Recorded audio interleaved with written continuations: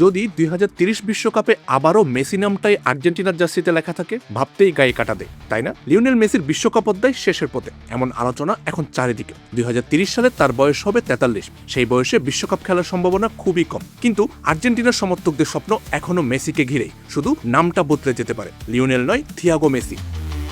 মেসির বড় ছেলে থিয়াগোর বয়স এখন 13, আর 2030 বিশ্বকাপের সময় তার বয়স হবে 18। এই একটি হিসাবেই নতুন করে স্বপ্ন দেখাচ্ছে কোটি আর্জেন্টাইনকে। যদি সবকিছু পরিকল্পনা মতো এগোয়, তাহলে বাবা ছেলেকে একই বিশ্বকাপে আর্জেন্টিনার জার্সিতে দেখার অসম্ভব সুন্দর স্বপ্নটা বাস্তবেও রূপ নিতে পারে।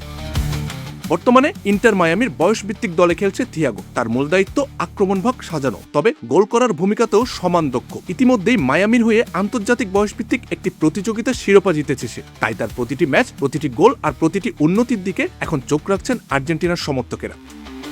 সবচেয়ে বড় বিষয়, জন্ম স্পেনে হলেও থিয়াগোর স্বপ্ন কিন্তু স্পেন নয়। সে একাধিকবার জানিয়েছে বাবার পথ অনুসরণ করে আর্জেন্টিনার জার্সি পরতে চায়। এমনকি একদিন জাতীয় দলে বাবার সঙ্গে একই মাঠে খেলার ইচ্ছার কথাও প্রকাশ করেছে।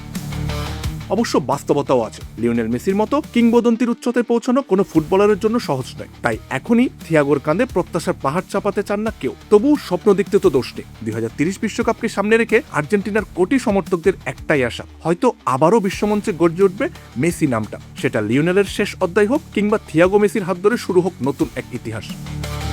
আমজাদ হোসেন আবির, খেলা 71।